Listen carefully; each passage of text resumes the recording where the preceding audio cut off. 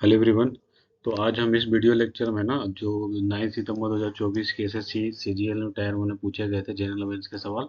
तो शिफ्ट 1 और शिफ्ट 2 के तो हमने सवाल सारे कर लिए हैं 25 क्वेश्चन करके। और ये शिफ्ट 3 है। ओके, तो शिफ्ट 3 में जितने 25 क्वेश्चन आए थे तो सारे क्वेश्चन हम डिस्कस करेंगे इस वीडियो लेक्चर में। लेंथ पूछा है Indian railway network according to जो रेलवे ईयर बुक है 2019-20 उसके अकॉर्डिंग पूरी लेंथ इंडियन रेलवे नेटवर्क की कितनी है हमारे देश में पूछा गया। तो ये 67,995 किलोमीटर टोटल है हमारे इंडियन रेलवे का network according to railway year book 1920। Which of the following largest crystal plate on the earth है with an area of 10 crore 30 lakh kilometre square kilometre. तो ये पूछा है कि largest crystal plate on the earth with an area इतना कौन सा है, ये पूछा है। तो ये हमारा है Pacific plate. Okay, Pacific plate है, उसकी area 10 crore 30 lakh kilometre square kilometre है। नोआखाई है स्टेट फेस्टिवल, वो कौन से स्टेट का नोआखाई फेस्टिवल है स्टेट, तो ये उड़ीसा का है स्टेट फेस्टिवल नोआखाई। डेट मीन्स वहाँ ये त्योहार मनाई जाती है उड़ीसा में। फिर है which of the following is the straight channel Kyle carboxylic acid with the chemical formula है CH3CH2CH2CO2H।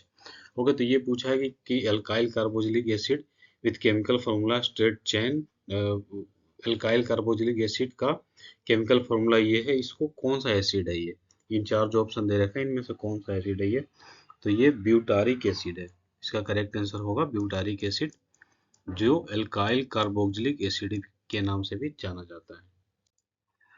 कौन से आर्टिकल है इंडियन कॉन्स्टिट्यूशन का जो प्रोहिबिट करती है, रोकती है providing of any religious instruction in the educational institution maintain by state.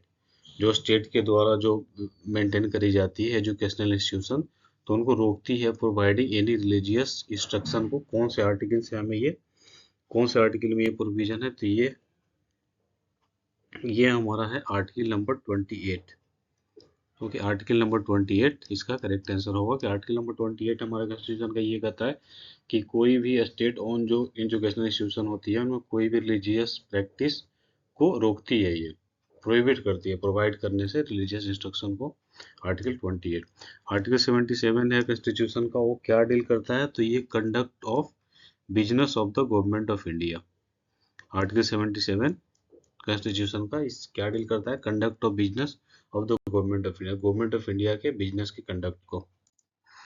The Muslim women protection right marriage act है 2019 deals with the subsistence allowance in which of the following section. कौन से section में protection of right on marriage act 2019 है Muslim women के लिए, तो इसका correct answer होगा सेक्शन 5। ओके, सेक्शन 5 में मेंशन है और मुस्लिम women protection of right on marriage act 2019। अब पूछा है कि with the following illustration show the mitochondrial structure. Mitochondrial structure हमें पता करनी है कि कौन सा ये जो स्ट्रक्चर हमें दे रखा है वो शो करता है, तो ये होगा ऑप्शन नंबर बी। ये वाला है जो ये माइटोकॉन्ड्रियल स्ट्रक्चर है, डेट मीन्स ऑप्शन नंबर 3 हमारा करेक्ट होगा। ओके, माइटोकॉन्ड्रियल स्ट्रक्चर ये। इन विच ईयर वाज द नए भारत के सपने कैंपेन, जो नए भारत के सपने कैंपेन है लॉन्च किए गए थे Meta and the ministry of women के द्वारा। कब लॉन्च की गई थी ये पूछा गया, तो ये लॉन्च किए गए थे 2023 में। ओके, 2023 में लॉन्च की गई थी नए भारत के सपने कैंपेन, जो Meta and ministry of women ने मिलकर लॉन्च किया था। विच ऑफ द फॉलोइंग पूछा है कि कौन से जो चार हमें ऑप्शन दे रखे हैं इनमें से कौन से चारों स्टेटमेंट में से कौन सा स्टेटमेंट इनकरेक्ट है, डेट मीन्स गलत है। तो ये हमारा option number 1 fats and oil get reduced over time and smell bad, ये स्टेटमेंट इनकरेक्ट है, बाकी सही है। Antioxidant are added to food containing fats and oil prevent oxidation सही है।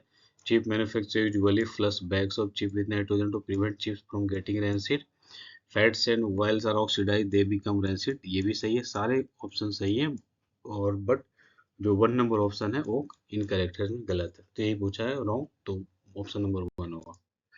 Under which of the following act was the power to rule India transfer from English East India Company to British crown.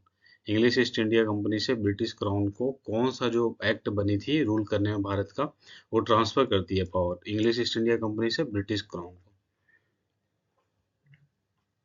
तो ये हमारा होगा option number government of India act जो 1858 में थी बनी थी, तो वो जो इंग्लिश ईस्ट इंडिया कंपनी है उनसे पावर को ट्रांसफर करके ब्रिटिश क्राउन को दे देती है। ये वाला एक्ट ईस्ट इंडिया कंपनी से पावर को ब्रिटिश क्राउन को ट्रांसफर कर देते हैं। विच of the following country won the first men Asia hockey championship. Asia hockey championship जो ट्रॉफी हुई थी, तो फर्स्ट को पूछा है कि कौन से कंट्रीज ने जीता था first men Asia hockey championship trophy. तो इसका करेक्ट आंसर होगा इंडिया। इंडिया ने जीता है men's Asian hockey champions trophy. सबसे पहला फर्स्ट जो हुई थी वो इंडिया ने जीता था। Silappatikaram the jewelled anklet the earliest epic poem in Tamil was written in 5th-6th century C by. ये पूछा है कि जो शिलापट्टिकरम एक जेवेल एंकलेट का ईयरली इपिक पोएम है तमिल में, वो 5th और 6th सेंचुरी के किनके द्वारा लिखा गया। दैट मीन्स उसके राइटर कौन थे, तो ये है लैंगो एडिगल। लैंगो एडिगल इसके राइटर थे। ये जो पोएम लिखी गई थी इसके राइटर थे। विच द फॉलोइंग स्टेटमेंट पूछा है कि कौन सा जो 5 हमें स्टेटमेंट दी गई है इनमें से कौन सा स्टेटमेंट करेक्ट है। करेक्ट पूछा है तो ये the 5 year plan permits long term intervention by the government in the economy. ये जो ऑप्शन नंबर 2 है ये करेक्ट है। The 5 year plan focus mostly on private intervention, ये सही नहीं है, गलत है। 5 year plan always focus on the growth of 30 years, ये भी गलत है। 5 year प्लान सारे सेक्टर पे फोकस करता है। 5 year plan always stress market orientation, ये भी गलत है। तो option number 2 will be correct as per 5 year plan. इन प्रधानमंत्री ग्रामीण आवास योजना है, the cost of unit assistant share between centre और स्टेट। दैट पूछा है कि जो प्रधानमंत्री ग्रामीण आवास योजना है उसमें स्टेट और सेंटर का कितना शेयर रहता है, ये पूछा गया इसमें। तो इसमें शेयर रहता है 60 और 40 का। 60% शेयर होगा सेंट्रल गवर्नमेंट का और 40% स्टेट गवर्नमेंट का। ओके, 60:40 का शेयर होगा ग्रामीण आवास योजना में। हुआ the revenue minister during the जो अकबर था, अकबर के टाइम में अकबर का रेवेन्यू मिनिस्टर कौन था, ये पूछा गया है। तो ये टोडरमल था। टोडरमल अकबर के समय में रेवेन्यू ऑफिसर था, रेवेन्यू मिनिस्टर था। Hot local wind that flow over north India common known है। जो हॉट लोकल विंड जो फ्लो करता है नॉर्थ इंडिया में गर्मी के दिनों में, उसे क्या कहते हैं, तो उसे लू कहते हैं। कि लू जो गर्मी के दिनों में मई जून में जो फ्लो होती है जो हवाएं नॉर्थ इंडिया में, उसको लू कहा जाता है। As per the definition of census of India, marginal worker is a person who works. ये पूछा है कि एज डिफिनेशन जो सेंसस ऑफ इंडिया है, तो जो मार्जिनल वर्कर हैं उनका डिफिनेशन क्या है। डेट मीन्स मार्जिनल वर्कर हम किसे कहेंगे। ओके, तो मार्जिनल वर्कर का डिफिनेशन ये है कि less than who works less than 183 days 6 month in year. अगर कोई कोई वर्कर है, अगर वो 183 डेज पूरे साल में काम करता है, तो उसे हम मार्जिनल वर्कर कहेंगे as per census of India. तो ऑप्शन नंबर 2 होगा हमारा correct. In which of the following strategy Nrityagram and Odissi dance institution located. ये पूछा है कि जो नृत्यग्राम है ओडिसी डांस इंस्टीट्यूट, वो कहाँ पे लोकेटेड है। ओके, तो ये लोकेटेड हमारा है कर्नाटका में। ओके, नृत्यग्राम जो ओडिसी डांस इंस्टीट्यूशन है वो कर्नाटका में लोकेटेड है। At which Olympic was a kho-kho feature is an exhibition in the main stadium. ये पूछा कि कौन से ओलंपिक में वह जो खो-खो है, जो खो-खो फीचर किया गया था एग्जीबिशन के फॉर्म में इन the main stadium. Main stadium में खो-खो को एज एग्जीबिशन फीचर किया गया था। तो ये हमारे जो ओलंपिक हुए थे 1936 में, उसमें खो-खो को एज एग्जिबिट किया गया था मेन स्टेडियम में। विच of the following goods needs further transformation in the economic process. ये पूछा है कि इनमें से कौन से गुड्स हैं जिन्हें जरूरत होती है फर्दर ट्रांसफॉर्मेशन को further transformation in the economic process में फर्दर उनको ट्रांसफॉर्म किया जाता है। तो ये है ऑप्शन इंटरमीडिएट गुड। जो इंटरमीडिएट गुड होती है उनको अपने इकोनॉमिक प्रोसेस में लाने के लिए फर्दर उनको ट्रांसफॉर्म करने की जरूरत होती है। बीच वाला गुड, प्राइमरी गुड हो गया, इंटरमीडिएट गुड हो गया, फिर फिनिश गुड होगा। तो बीच वाले जो गुड्स होते हैं इंटरमीडिएट्स को, इनको फर्दर और फिनिश करके इनको फर्दर और ट्रांसफॉर्म करके फिनिश गुड बनाई जाती है। वो जो यूज करने लायक हो, जो इकोनॉमिक प्रोसेस में इंक्लूडेड हो सके। Who among the following devise the system of subsidiary alliance। ये पूछा कि सब्सिडरी अलायंस जो है, तो सब्सिडरी अलायंस कौन से जो हमारे गवर्नर जनरल और वायसराय थे, उन्होंने किसने सब्सिडरी अलायंस वाली पॉलिसी लागू की थी। तो ये लॉर्ड वेलेस्ली ने लॉर्ड वेलेस्ली ने सब्सिडी अलायंस लागू किया था भारत में। ओके, अब फिर है which of the following is an inactivated killed polio vaccine developed by 1952।